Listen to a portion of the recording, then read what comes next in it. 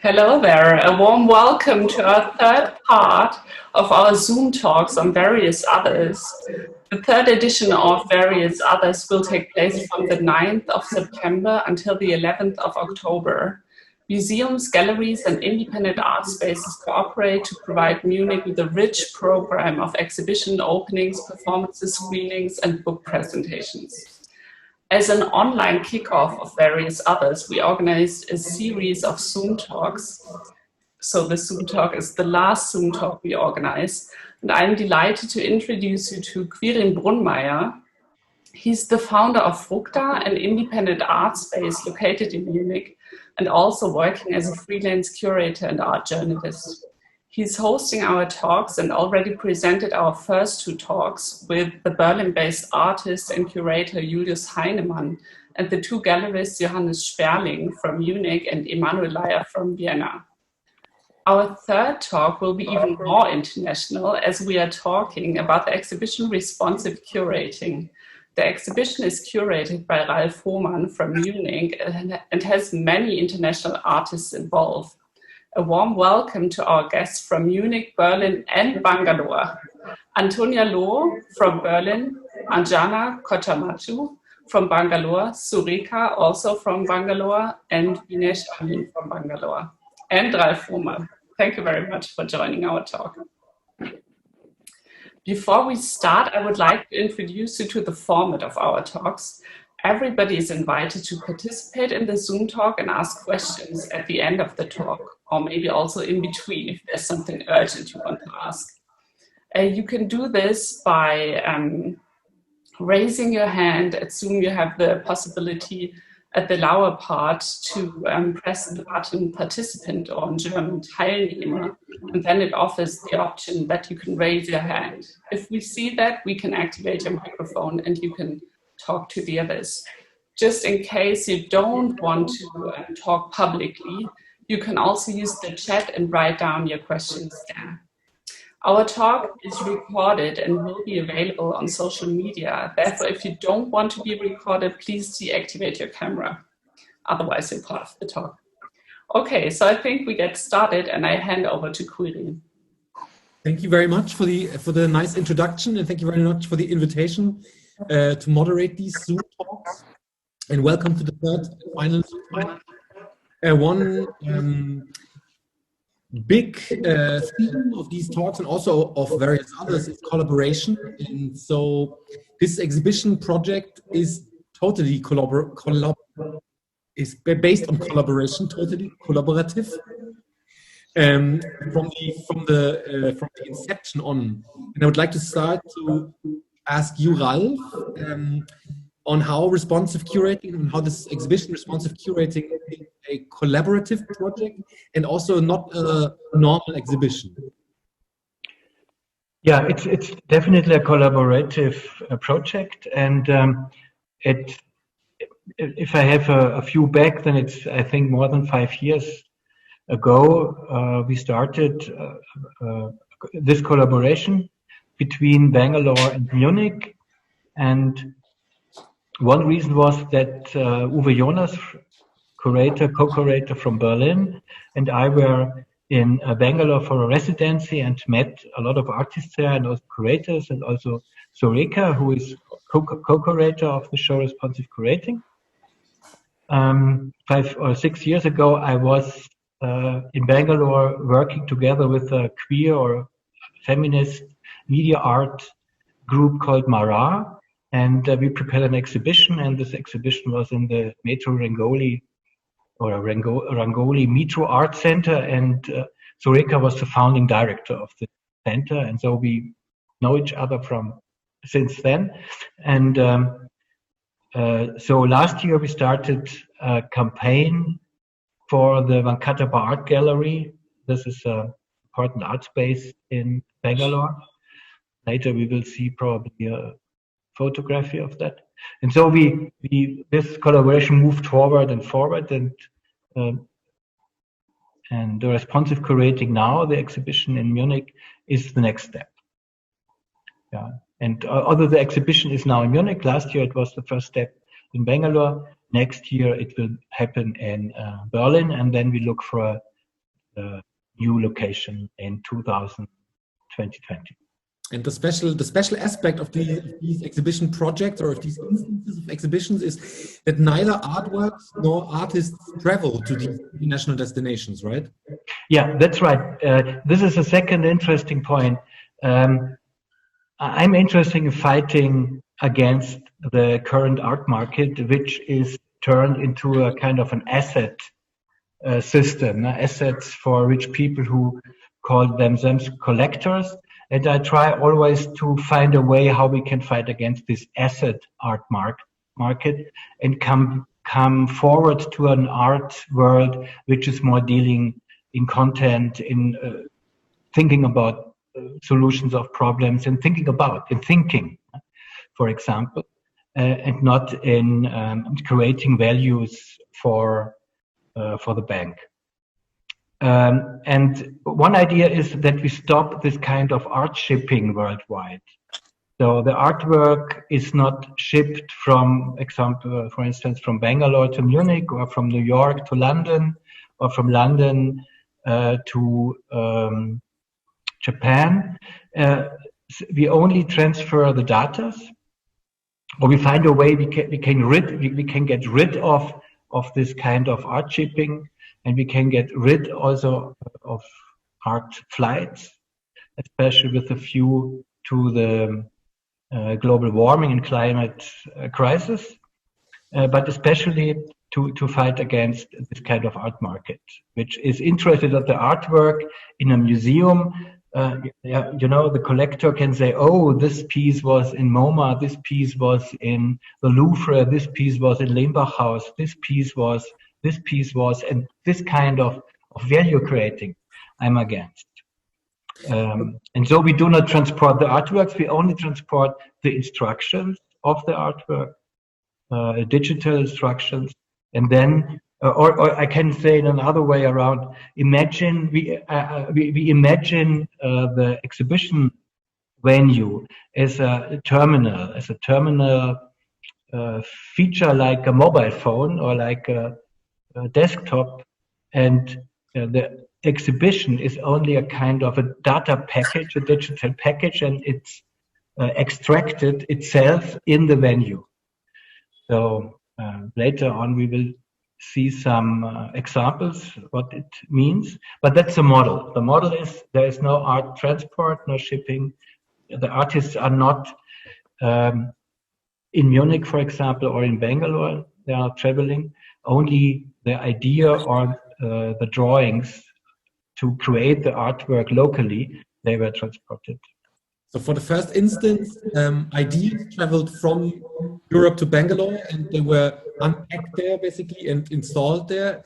And now for the second instance, ideas travel from Bangalore to Munich and are unpacked and installed at the Kunstraum in Munich. Yes. But maybe we can start with the images and see images of the show in Bangalore, the first instance, more or less.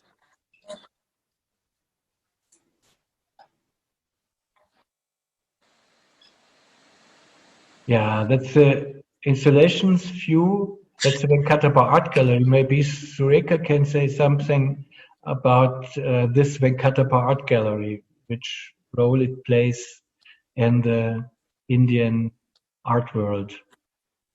Actually, Venkatappa Art Gallery is located in the heart of Bangalore city, and it was a state-run art gallery for about like 40-45 years. And about 4 to 5 years back, there was a case of privatization of the gallery, and all the artists came together, and we formed a collective called WAG Forum, and we protested, and we saved the space for the state again. So we thought like it's quite an appropriate space for this exhibition, because there was this recontextualizing the ownership and also the authorship of an artwork. Also, there is a questioning the originality of an artwork.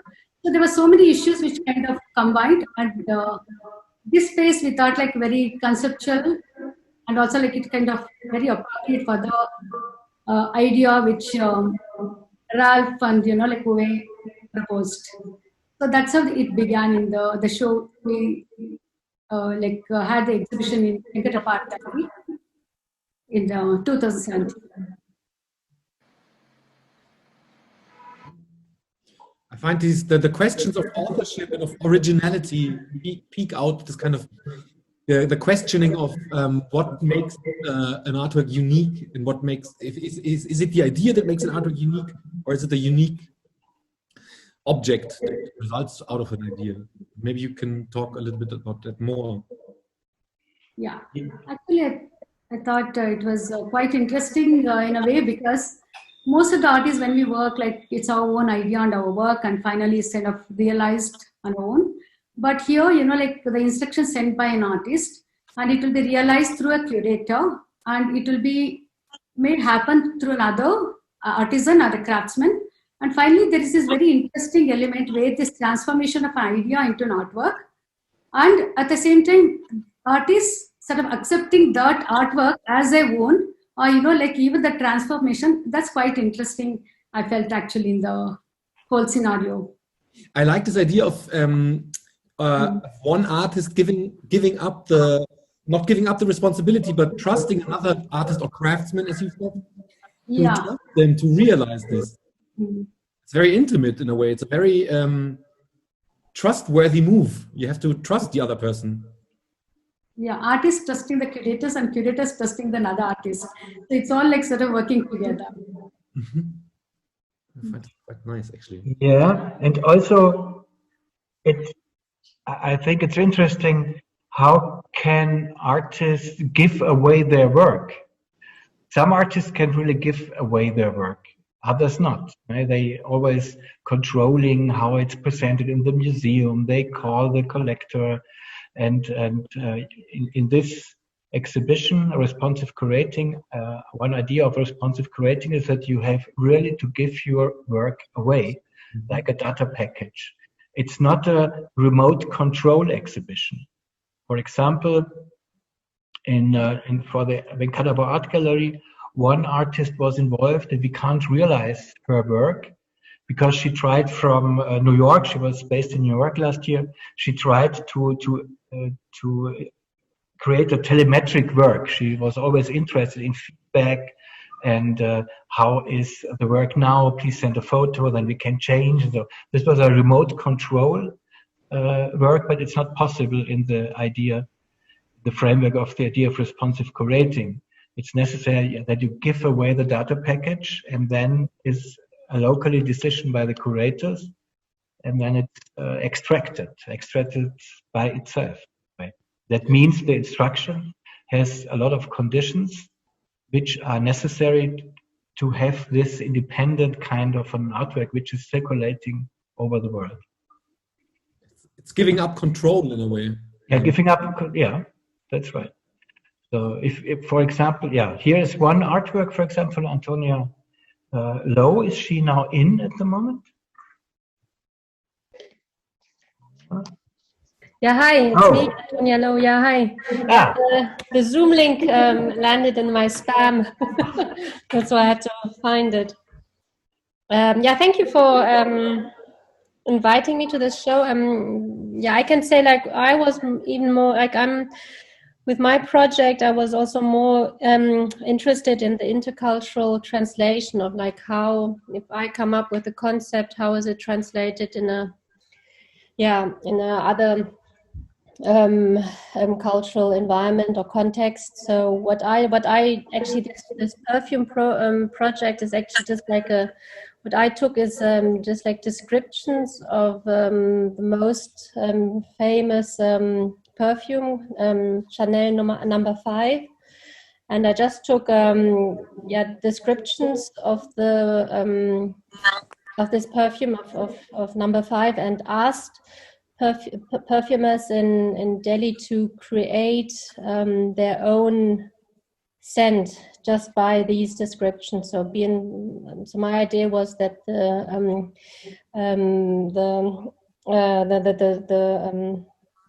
perfume makers in Delhi, that they would be inspired by just like this description, this abstract description, and what would they imagine it to be. So this one description is here, like she challenged the So she is like actually like a Coco Chanel challenged the perfumer to create a scent that would make a woman smell like a woman and not like a rose.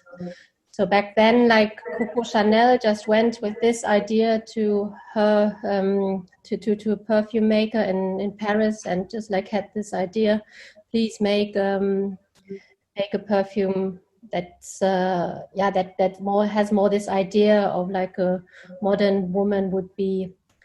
There are also like other quotes I took, but I think the curators or the perfume makers, they just chose one sentence. So so you also have to imagine back then, like 100 years ago or so, these traditional perfumes would smell of like roses or like flowers, would have like this flowerish smell, and instead like Coco Chanel really wanted to have like a scent that fits more like this modern woman. Mm-hmm. Yeah, so that was more the idea behind it was more like I even would say like it wasn't like an artwork which I tried to have reproduced in another context, but it was more like a concept, and like it was more like a dialogue, like intercultural dialogue for me, what I was interested in. Yeah, but still you have a result. You have the perfume basically as a. Yesterday we were talking about language and precision in communication. And perfume is also a means of communicating, I guess, a very subtle and very powerful way, I guess. Mm. But quite not very precise, but very powerful. So I find this quite interesting, actually, that you try to have this form of translation of from language to smell. Yeah, I mean, I think that's what lies the original idea of Coco Chanel. I mean, she just went there with this sentence to her perfume maker, but like, how is this like one sentence? How is it actually also not only be seen like in other like cultural context, but also maybe like in a more like on a contemporary, you know? Because like for her, it was also this idea of like this modern woman. But how is this like idea of a modern woman 100 years later again? You know, so the whole idea also has a time shift. But it's still the same sentence. Mm-hmm.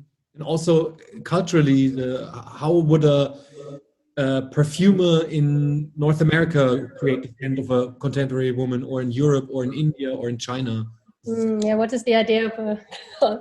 Yeah, what is the idea of a modern woman? Yeah, in different cultures. Yeah, that was the idea. Yeah, to have like not to also but to envision, but this idea of a modern woman, but also to work with the other with the scent of smell. So with other senses. Yeah. Thank you.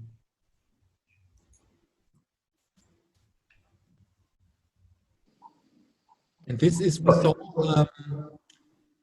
let's go back to the fragments because during the exhibition, the perfume was presented from an artist, I think. We had a performance. Now, SUREKHA, you know more. Yes. Actually, this perfume was made by Madan, the perfumist whom you saw earlier. And during the opening of the exhibition and also on the last day, we had a performing artist, Anjana Nagraj. She dressed like a modern woman, like a model who would sort of standing there and advertising for this perfume. Also like her confidence and also the way she was there, also trying to sort of correlate that with the concept or the idea behind the text of Antonia. Mm-hmm. Are there actually images of the performances, or? Yes, there were many images of the performances. I think that was with Ralf, I think. So maybe you could share. Mm-hmm. Yeah. Or we can also send it to you. Yeah, yes, please. But on the next picture, we have something very.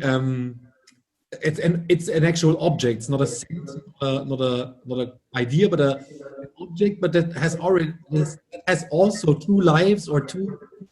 There's two versions of it. Yeah, this is the Bangalore version, and I think the next slide You can see the Munich version. Yeah, Ina Ettlinger, it's a Munich-based artist, and she decided to deal with trans-global retail corporations, clothes retail corporation. For example, H&M, and H&M has a branch for Germany and a branch in India. And so Ina Ettlinger ordered a dress online, an online order on the German homepage, and also an online order on the Indian homepage, the same dress. And the German dress was delivered to her studio here in Munich. And the Indian order was delivered to a tailor in Bangalore. And then she created a model of artwork here. And from this model, she got the patterns and sent the patterns to Bangalore. And the Bangalore tailor reworked this dress or this sculpture. And the sculpture was produced in Turkey and and H&M delivered it worldwide, spread it worldwide. That's what I find so interesting, that it's the dress itself made by H&M in Turkey is then sent to Germany and to India, the same cut, the same dress? The same dress, and it's also H&M offers the dress online in Germany and online in India. So it's the same kind of taste, fashion taste, that H&M is imagined for both continents. And then transformed into two twin sculptures. They're not the same, but they're like twins in a way. It's a twin sculpture, yeah, in a way. It's we can say this work deals with the globalized clothes market, but it's also dealing with questions or negotiation questions. What is original? What is an artwork? What is a copy? Which is the role of an artist, and which is the role, for example, of the tailor, of the master tailor in here. You can see Devraj. He was the tailor in Shantinagar in Bangalore, and he created this dress, this art sculpture again. As we had before, the maybe obsolete distinction between craftsman and artist, or the questionable distinction between craftsman and artist, and where the distinction lies between these two. Yeah, in the framework of responsive curating, we are not really make a difference between craftsmen or craftswomen and artists. We learned in India, also in Germany, we learned that artists are regularly cheaper than craftsmen and craftswomen, but not always. For example, this work is, the craftsman was very good, the tailor was very good, and cheap enough for our budget. But other works we had to give to artists because a craftsman is interested in more or has different wages that we cannot afford with our small art budgets. That's another question, actually, but maybe we can have this later, how two relatively small organizations can create this kind of international cooperation. But maybe we'll talk about this later, because now we have an artist present who sent an instruction, and another artist realized this instruction. And maybe we can ask this artist, Anjana, how this feels and how she felt giving up control, how she felt giving up, not responsibility, but giving up this instruction to somebody else to realize it. Hi. So I would like to say a little bit about the artwork and then maybe respond to your question. So as part of the curatorial program, I was interested in responding to the experience of time during this pandemic and how it almost seems like both at a subjective and a collective level we are experiencing time. And I conceptualize this as an hourglass, but it is cast in cement because the symbol of the hourglass in time seems to be something that is cross-cultural. So as part of the instruction, the essence of the instruction was very simple. It was cast an hourglass in cement. And one of the reasons I also thought of this, where I come to your, is I was interested in giving up the idea to another creator see how they interpret it. So the essence or the whole work really rests on how an idea is generated within me, responding to an experience that is global, and how that idea then gets translated and realized by someone who's, I'm assuming, is also responding to the experience of time in a pandemic situation, but in a different country. Yeah, as everybody in the whole world has expanded to frozen time. Yes. And everybody has subjective feelings to it and subjective experiences. Yes. So this is kind of a interpersonal bridge between you and your counterpart here. Yes, I think the way you worded it is very appropriate. But it's still a secret. And the product, the finished product is still a secret. It can be seen in the exhibition at Kunstraum. But you didn't have the Anjana still. You didn't have the impulse to control or to call or write email. How is it going? No, because I'm very curious or very intrigued by how it will be translated. It's almost like the artwork rests in the translation as opposed to the object. So the essence of it is in letting go in a way. As we said in the beginning, it's a matter of trust. It's a matter of opening up to this process and giving up control and giving up or sharing in an ideal world, sharing an idea with somebody else who can pick it up, or sharing a thought or a feeling. Yes. And also it is also about how the creator experiences the idea when she or he is creating the work. So there's almost like a minute translation in that self. I will give you an idea, but the moment you start making it, it gets transformed. It's almost like a different form of knowledge. Mm-hmm. And it's also a different idea. It transforms itself by giving it to somebody else. It transforms itself. Yes. And in a way, it no longer remains my work or that creator's work. It is independent of the artist. Mm-hmm. In its own right. Yes.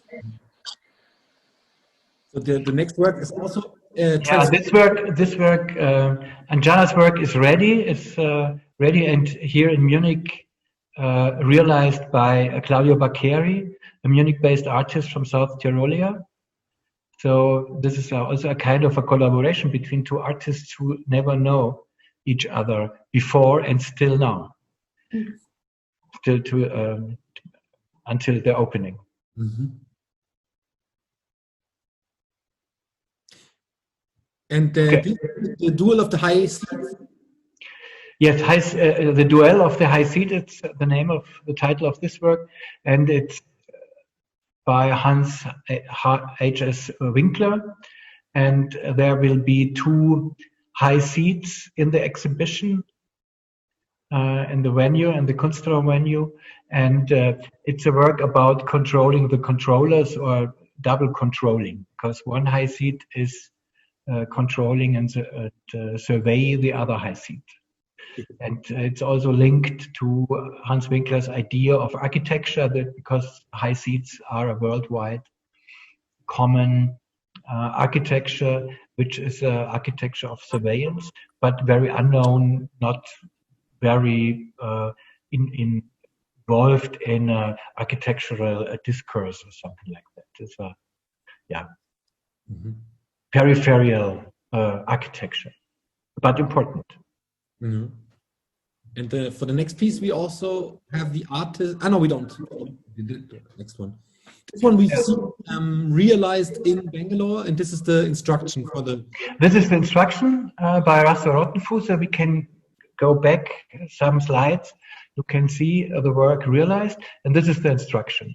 And Rasa Rottenfußer is playing with the concept or the framework of responsive curating, of responsivity. That means that the instruction should be on the one side we are revisiting instruction-based art from the 60s. How when artists started to create instructions, but with the nowadays needs. That means Russell Rottenfuser especially works not with fixed measurements, but with flexible measurements. Like here you can see 3 units high, 5 units long. It's not 3 meter high or 5 meter long. There are units, and then there is a specific decision of units. For example, a unit can be the width of a finger or of your nail, but it could also be the height of the curator, for example. So the curator has to decide in the venue, is it a big venue or a small venue? And then there are some possibilities to make a definition, what is the unit? And then you can use this instruction, and the unit is flexible. It's a vector-based, in a way, it's a vector-based system. And yeah, could we go some slides back in the beginning? It's the third.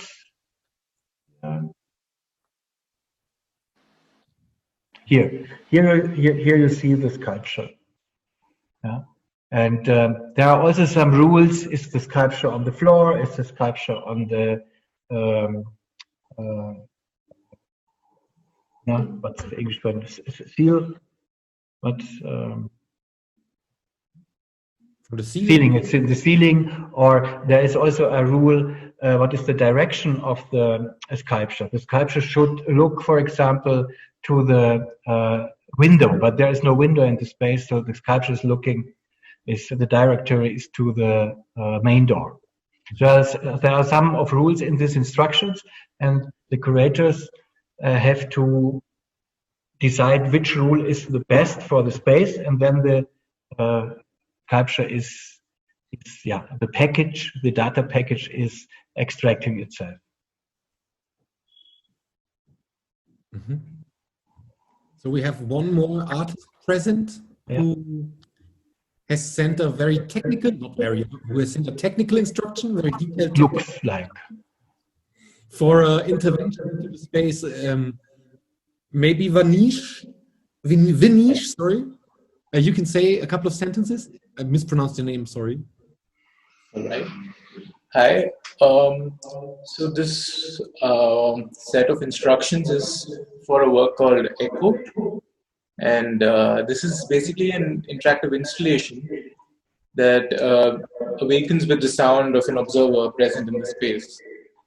And here light is translated into colored lights. The work uses strips of colored LED lights that change randomly according to the sound that is produced in the space. So here, breaking the silence is used as a key factor, and this allows the observer to interact with the work without having to physically touch it. Color being related to emotions, looking at how we've been experiencing a lot of emotions during these situations, and the pandemic chose to have this work so that people could create some sound in the space and interact and visually see the colors randomly change. So basically, this set of instructions were put together in the form of a manual, which was very technical. But basically, this allowed any person to easily follow the steps provided, and they could achieve the final outcome of the installation. As I understand it, the manual is very detailed up until the concrete detail of what LED strips to buy, including a link where to purchase them. Right. I also provided a specific link for the LED strips to be bought, so that the steps could be followed and the right kind of LED could be used so that the sound could be translated into the colored lights. And I like this idea of breaking the silence. Also, this pandemic kind of pandemic ending, but not touching, just movement and sound. Yeah. So it's socially distanced, but there's still movement, interaction. Yeah, I believe the work was created keeping in mind that people could not touch the work and could not interact physically with it. So sound again came into the picture with the idea of having an intangible interaction with the work. Mm-hmm. Which brings me to it's interesting because, as I understand it, this idea for this exhibition was conceived before the pandemic, but it still fits very well into this post-COVID or in the middle of COVID world. But also, it's a very interesting form of collaboration between artists on the one hand, but also between institutions. And maybe you can, sorry, maybe we can go back to that a little bit. How two institutions from two different continents can interact and exchange and create an exhibition on two continents. Maybe Ralf, you can have a... Yes, one point is, of course, we are working with very small budgets, and the idea of this responsive curating framework is very cheap in a way, because we do not need all the transport costs. Okay, but we are not doing that to make cheap exhibitions. We're doing that to destroy this kind of asset art market. But it's good for us. We can do that. We can do it as a small, underground, independent, not-profit space. And so we are on the right side, on a good side for this fight, because we do not need a lot of infrastructure. That's one point. The other point is, I think, as artists, and also as artist curators as we are, we anticipate some future. And also before Corona, the globalization came to a point where this kind of destroying by our way of globalization came to an end. So we anticipate that, and now this Corona pandemic thing is more a kind of a focus, is more to make a development faster, probably. But I think we had to stop this kind of globalization also without the pandemic in some years. But now we have to do it now, not in 10 years. SUREKHA, from your perspective? Yeah, I think it's, for me, I can see it in two different ways. One, we live in a very digitalized world, virtual, and this kind of format really works in a much more, like a very appropriate way for this project. And another one, like when we think about the COVID, because what we tried last year, suddenly, it has become almost like sort of contextualized in this whole situation and this exhibition. And I feel, there are so many things which we are like thinking about, like this contesting all this ownership or the art market and so many things. I think it's not just about like, rupturing certain, like existing ideologies, but it's also about opening up certain discourses and, like how we can really move on and, try to create another kind of art or, different ways of appropriating art, I think. What I find really interesting is this interaction and this exchange on different channels or on new channels. Mm-hmm. Or because Anjana, and I know it's a Zufall, by chance I know Claudia, who realizes your work, and I find it so interesting that these two artists from totally different worlds basically create a piece together without knowing each other, and still there's trust and there's this kind of mutual respect and trust. This is kind of an aspect I really find interesting. I think it's, in a way, it's like a sort of shared creativity, shared ideas, and also shared ownership, I think, in some ways. But in the end, when we see the work of art, I think it's there'll be a lot of questions for that, but that's fine. But actually, when we also had the exhibition in Venkatappa Art Gallery, when people visited, it created a lot of interest, a lot of fun, and people really enjoyed the show thoroughly because it was about another artist's work, but something was created somewhere, and and by the end of the show, and people could just take the work on their own. I mean, it's not like really prized or so that was quite an interesting element to think altogether. I think for me, it's quite interesting as an experiment. Also, at the same time, these like the sharing of ideas, like ideate or co-create. That's like the most fun part of this whole project, I think. And also, it's a good possibility for not extremely well-funded institutions to create this kind of exchange. Mm. So maybe we can open up the discussions to questions from the audience, or by email. Sometimes they come in.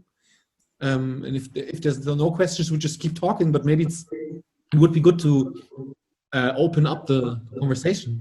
So if anybody has a question, send them per chat or in any other form, or raise your hand. Can also be a very specific question on one of the artworks, or rather on the Kunstraum in general, whatever is of interest for you. I think there are some 7 chats I can skim.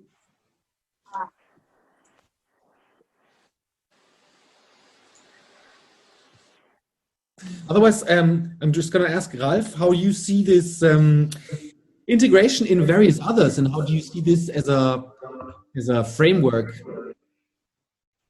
Sorry again. Sorry. Various others as a framework. Yes.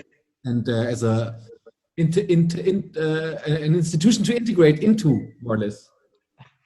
Yes, I really like this this collaboration now with various others, because I think it's necessary. It's a good idea to widen this Munich perspective.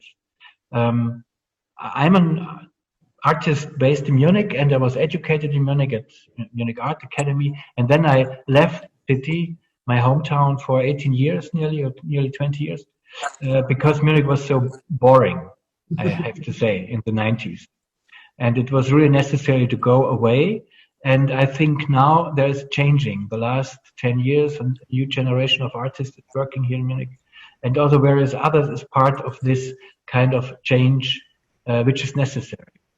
And so for me, and also that I'm really happy, because all the responsive curating is a show which aims a change of the situation, not only in Munich. I think this is important. Yeah. Let me say for one point, I forgot to say that this collaboration between Bangalore and Munich is also interesting because the cities are in a way very similar, which is ridiculous on the one side, because it's an 8 million mega city in India, in South India, and Munich is a small village in a way. And there is, of course, a post-colonial situation, but in the backbone, they are similar, because in both cities, the engineers are very important. They give the city their, it's the backbone of the city as engineering. And the backbone of both cities is space industry and arms industry. And both cities were exploding in a way of really refound in the middle of the last century. In Munich after World War II, when Siemens and all this corporation moved to Munich from Berlin, and Bangalore when India got independent, then the city was changing a lot. So I think for me this is very interesting to collaborate between two cities which are similar in a backbone view, not in the view of the city marketing. And that relates back to various others. It's necessary that we create collaborations, and we create situations beyond city marketing, beyond this city marketing, which is always saying Munich is rich and boring. I find this interesting because you said the last 10 years, and the last 10 years are also the time where things like Instagram or Zoom or web pages that document exhibitions everywhere, so you can open your laptop or mobile phone and you can see what's happening in galleries in New York, India, wherever you want to. And I would like to ask the Indian artists or the artists from Bangalore if they experience, or if they maybe can trace different same experiences or same developments, as in a widening of a perspective through the internet.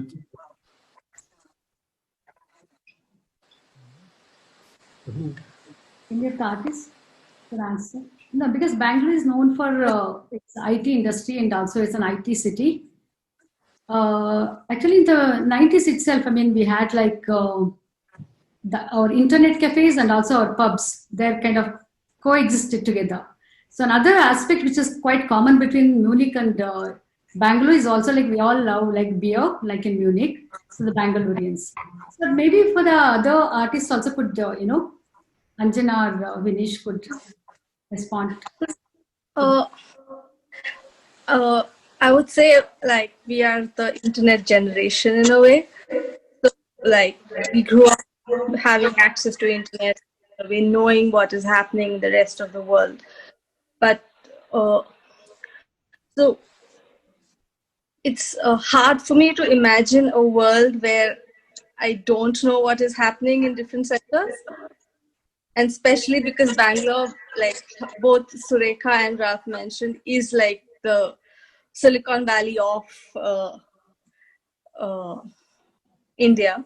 So for me, it is like I have two windows. One is which is very hyper local, looking at what's happening within the city, the culture of the city. But then I turn on my phone or open my laptop and go on to Instagram or Twitter, and I know exactly who is saying what in New York or who's doing what in Europe. And it's almost like life today is a flow of both what is happening on social media and what is happening at a very local level. Even though both the cultures are so different and almost like there should be no interaction if there's no interaction. I find this very, very interesting because I have the same feeling in Munich, especially now when you don't travel this much anymore.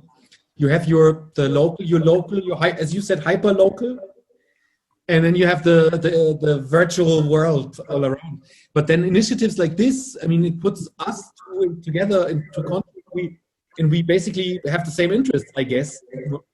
I suspect, and this exists. It's actually quite cool that kind of this exchange can be facilitated and exists. We also have one further comment. Maybe we can have a look at that. As somebody said that it was really interesting to see Antonia work, and is also commenting on this model of like ownership with artists and craftsmen, that it's still a very prominent thing in the art world. Maybe if the person wants to, you can also contribute to the discussion via video camera, or otherwise maybe the others can have a look at the chat, and SUREKHA or Ralf can also comment on it. Yeah, yes, of course. I mean, it's quite prominent. I mean, that's one of the reasons. I mean, like this exhibition is kind of a sort of a fresh air. Wanted to test certain things. That's it. I think, but the whole idea of ownership, art market, I think it will continue forever. But these are some of the gestures for the, as I said, I mean, for the open up more discourses, I think. So if anybody else still has a question, just type it in the chat.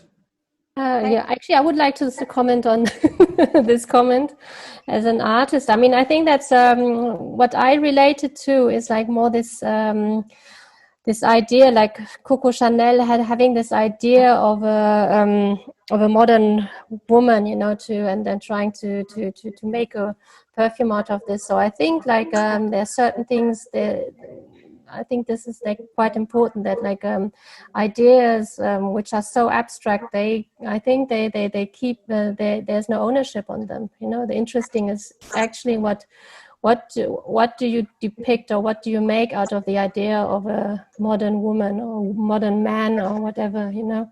So they're like, these are like there's like this I think it's ideal, and there is no, and the ownership is like what you do with it. So in a way, like I also asked like the craftsmen of the perfume maker, or like what also Chanel did, we just asked people to come with their interpretation.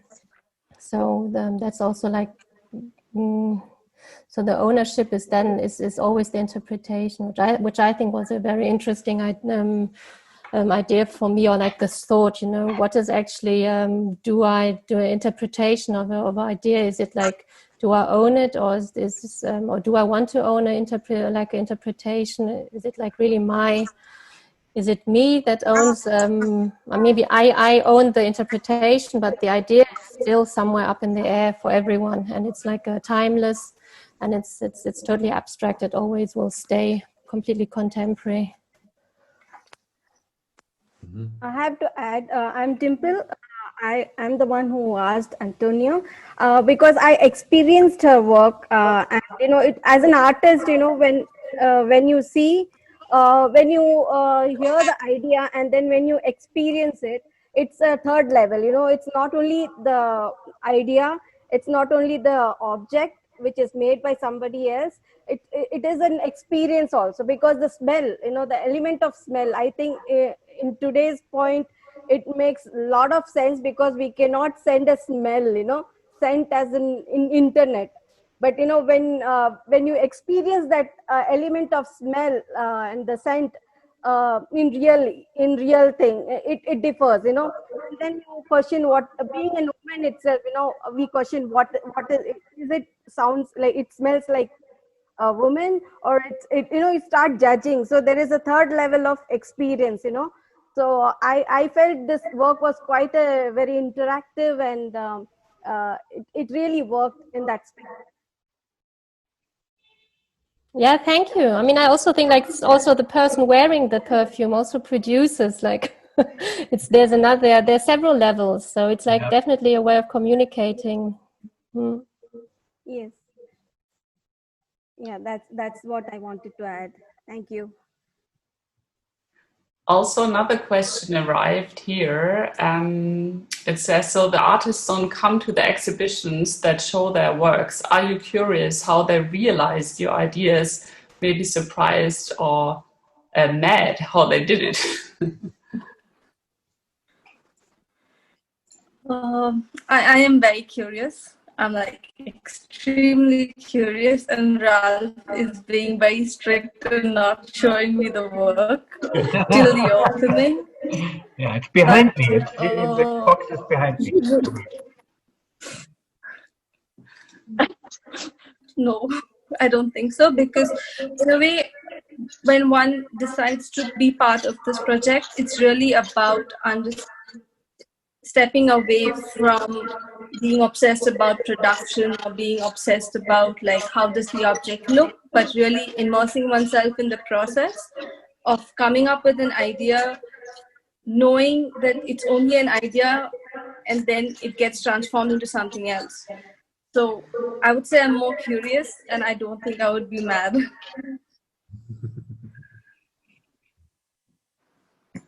What about Vineesh? Vineesh? Yeah, so for me, I'm curious about how the work is going to look. I think my instructions were very precise, so I kind of know how it's going to be placed, but my curiosity lies in how it's going to be perceived by the person interacting with it. Since it's to do with emotion, and I would like to be there to see how the person, you know, feels when they see the work or they experience it. So I'm very curious about that. Yeah. And we also heard before that the artworks will be destroyed later on, or like put back into the cycle. How do you feel about that as an artist? I feel like I've let go of the idea of the artwork existing forever, and it has to perish at some point. So I think I like the idea of the artwork not existing. It also gives this possibility of a new form every time it's being exhibited. So I think each artist or person realizing the work would again depict it in his or her own way. So I think the interesting thing is a new form or a new experience again. So I think that's my take on this. Yeah, sorry, the art world is not really destroyed. Destroyed is the wrong word, because we will give it back to a recycling system. So it's a transformation. Otherwise, it's possible that the collector buys the work. It's also possible. Then it's in a collection, but must be a Munich collection. It's not shipped. That's important. Okay. And but Vineesh, for your piece, your piece is the pieces of technology, but the piece itself is the action and the feelings that are created. Right. I guess so. It cannot be destroyed because it will be in the memory of the people. Yeah. Yeah, that's true. So since these are LED strips of lights, I think they can be used by somebody somewhere. You know, I don't know. It could be used as a celebration of something. Used as something in a space that can set a mood. I don't know. I think the work in the end would be distributed, I think, into different forms. As far as for my knowledge, I think there are 15 LED strips, and I think so they could be really, you know, going to different places. So I think that would be interesting as well as to how they would be recycled and used again.